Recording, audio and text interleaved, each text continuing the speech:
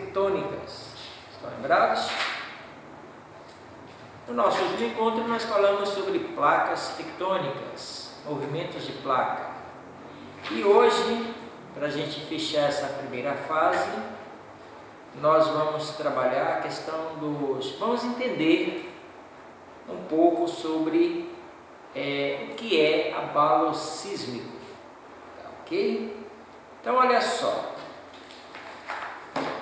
acompanhando aí a leitura do livro de vocês, a partir da página 27 de Geografia, a gente vai entender um pouco sobre o que é abalo sísmico. Se ouve muito falar pelos jornais, televisão aí, olha, houve um terremoto e o epicentro do abalo sísmico aconteceu em tal lugar. E aí vem a primeira pergunta: mas o que é abalo sísmico na verdade? Então, se você olhar a leitura, diz assim: as fortes tensões que ocorrem nas bordas das placas vão se acumulando até atingirem um limite de resistência das rochas. Quando se limitam ou ultrapassam, ocorre uma ruptura. Então, esse abalo sísmico é nada mais nada menos que a movimentação de duas placas tectônicas, como a gente viu na aula passada, certo? Então veja só. E aí, nessa área onde há esses vulcões ativos, é comum acontecer os abalos sísmicos, ou seja, tremores de terra, certo? O tremor de terra, quando ele acontece em uma região muito profunda, na superfície a gente quase não percebe. Mas quando ele ocorre muito próximo da superfície, isso cria uma força gigante. E essa força ela pode ser destrutiva. Nós vamos ter algumas imagens de alguns terremotos violentos que já ocorreram. Mas bem, quais são os elementos que compõem um abalo sísmico? Para a gente ter uma ideia. Observem essa imagem. Então, se a gente analisar melhor, grande parte dos abalos sísmicos eles vão ocorrer naquela faixa oceânica onde há uma grande concentração de vulcões. Como vocês podem conferir no mapa, o planisfério da distribuição geográfica das zonas climáticas. Então, esse mapa do livro de vocês, vocês vão observar onde tem cada pontinho preto, significa um vulcão ativo. 7 vulcões mais perigosos e poderosos do mundo. Número 7. Vulcão Taal. O vulcão Taal é um estratovulcão ativo tipo peliano localizado na ilha de Luzon, nas Filipinas. O vulcão teve diversas erupções violentas, tendo causado perda de vidas nas áreas povoadas em redor do lago. Devido à sua proximidade a áreas povoadas e história eruptiva, foi designado como vulcão da década, de modo a ser considerado de estudo importante para a prevenção de desastres naturais futuros. Número 6. Vulcão Ulaum. Está situado na ilha de Nova Bretanha, a maior do arquipélago de Bismarck de Papua Nova Guiné. É um dos vulcões mais ativos do arquipélago, e também o mais elevado. Vulcão Ulaum também é conhecido como o Pai. Enquanto Ulaum tem sido ativa pelo menos desde 1700, a atividade mais recente, a erupção na Bahamas, ocorreu no final do século XIX. A partir de 1970, várias erupções maiores produziu fluxos de lava e fluxos piroclásticos de basalto. Número 5. Monte Nyiragongo. O vulcanismo do Nyiragongo é causado pelo rachamento na crosta terrestre onde duas partes da placa africana estão quebrando. Uma área quente provavelmente também é responsável em parte pela grande atividade vulcânica do Nyiragongo. O Nyiragongo é mais famoso pelo seu semi-permanente lago de lava.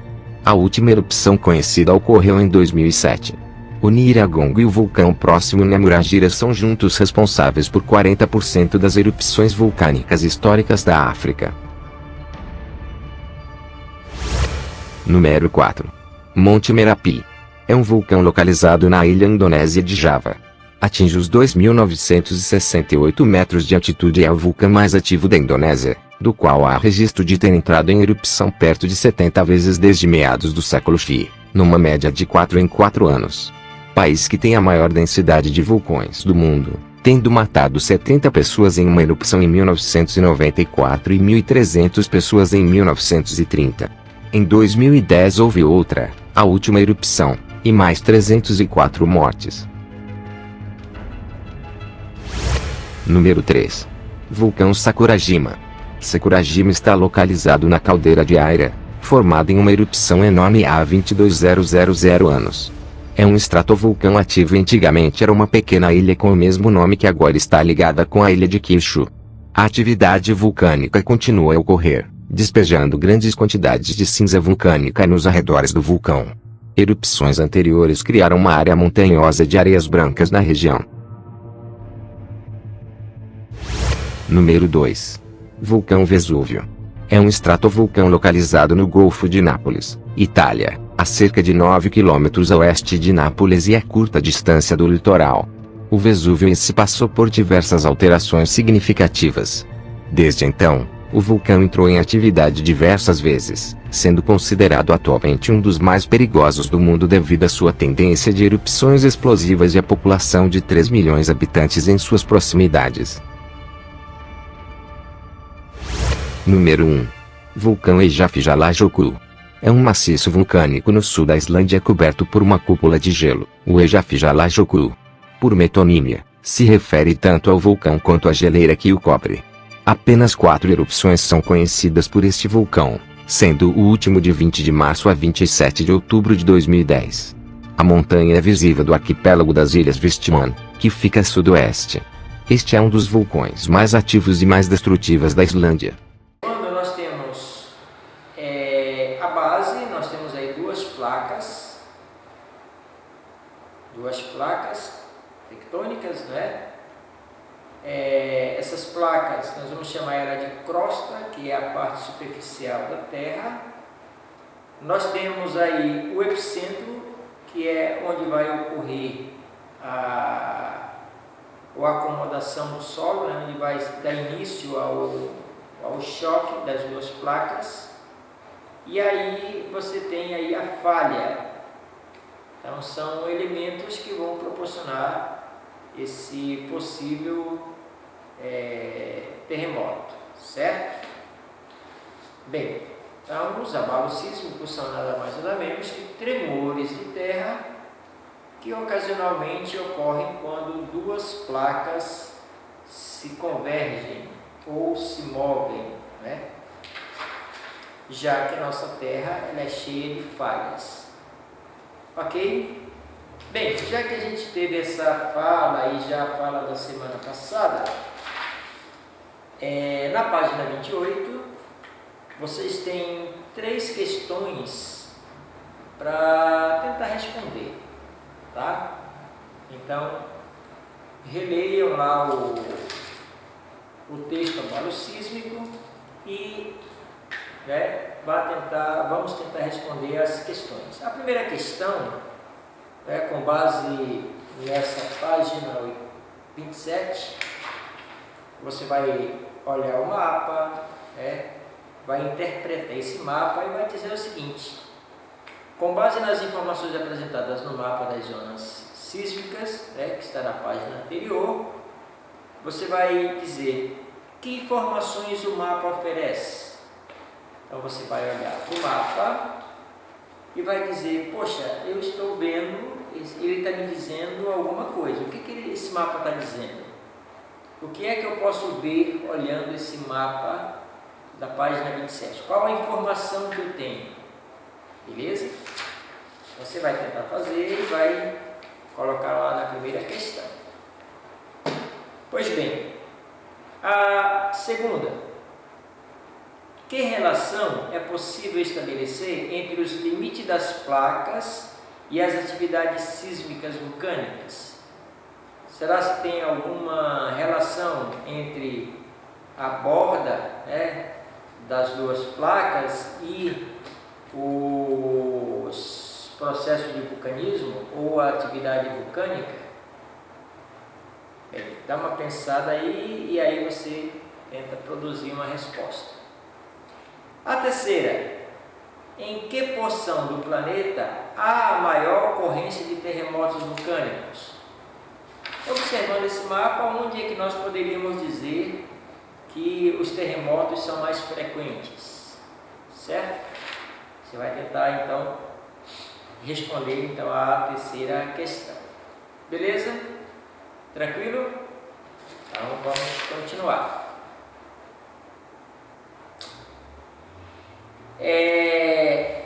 Professor, como é que esses abalos eles são medidos? Se fala em terremoto grande e pequeno. Tem terremoto grande e pequeno? Geralmente os tremores de terra eles acontecem nos oceanos, por isso que raramente a gente percebe esses tremores de terra. Porém, entretanto, algumas vezes esse tremor ocorre também no continente. E aí, meu camarada, quando isso acontece, problemas, né? Então vamos lá. Existe um aparelho chamado escala Richter, que ela mede a tensão desses tremores de terra. E foi criada uma escala de perigosidade desses terremotos, tá? Vamos lá. Acompanhe comigo, página 29. Você tem aí: quando um tremor de terra está entre menos de 3,5, geralmente não é sentido, mas pode ser registrado. Você não sente, mas o aparelho diz que houve um tremor de terra. Na escala, né, até 3,5. De 3,5 a 5,5, frequentemente não se sente, mas pode causar pequenos danos. Mas como? É uma estrada que racha, é uma parede que trinca, né? Então isso pode acontecer, é um tremor muito sutil, a gente não sente, mas ele pode trazer alguns pequenos danos. Isso de 3 a 5,4 na escala Richter. Quando o aparelho marca entre 5,5 a 6, ocasionalmente pequenos danos em edificações, né? Ocasiona pequenos danos em edificações. Isso quando a gente já está numa escala entre 5,5 e 6. 6,1 a 6,9 pode causar danos graves em regiões onde vivem muitas pessoas. Nós já estamos falando de um terremoto que vai provocar situações bem difíceis, né? Derrubar pontes, derrubar prédios, né? Isso já pode causar uma série de problemas quando um terremoto está na escala de 6 a 6,9, tá? Um vulcão que atingir 7 a 7,9 já é um terremoto de grandes proporções. Aí a gente nem precisa dizer, né, quão perigoso seria um terremoto já com essa magnitude. E quando um terremoto ultrapassa os 8 graus na escala Richter, isso já é considerado um terremoto muito forte, geralmente causa catástrofe, né, grandiosas, atingem comunidades inteiras, pode atingir regiões inteiras e pode causar problemas gigantes, assim como o grau da sua intensidade.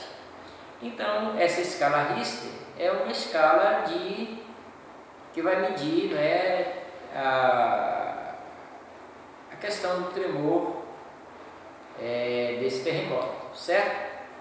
Quanto maior é o seu número, maior é o seu poder de destruição. Bem, quando acontece no continente e quando acontece no mar, quando acontece no oceano, o que pode ocorrer um terremoto de grande proporção que acontece, por exemplo, no oceano? Aí tem um outro problema.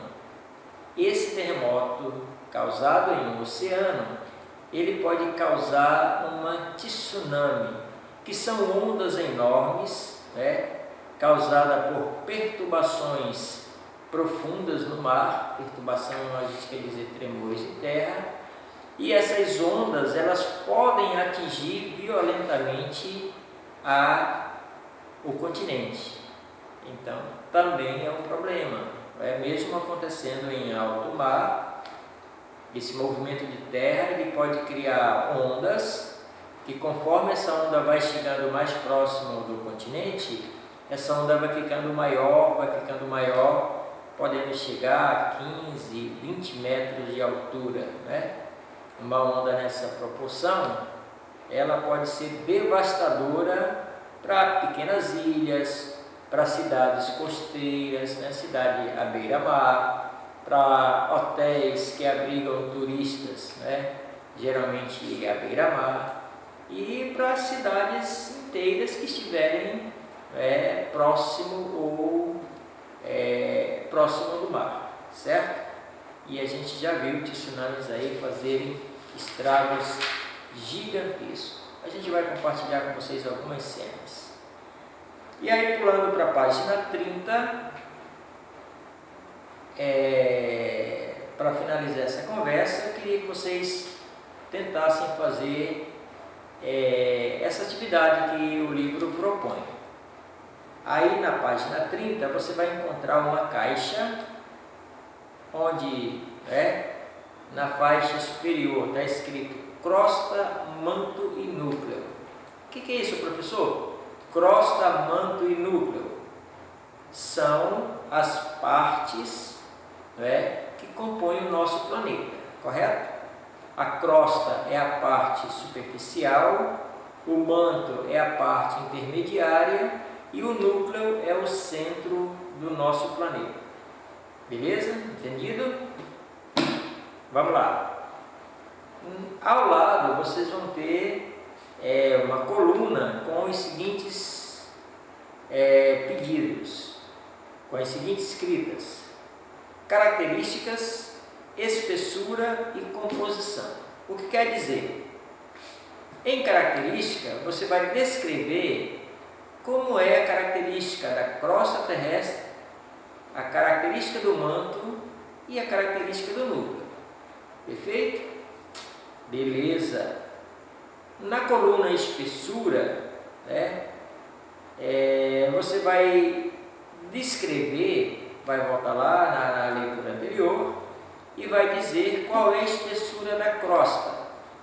Vai escrever aí dentro dessa caixinha, tá?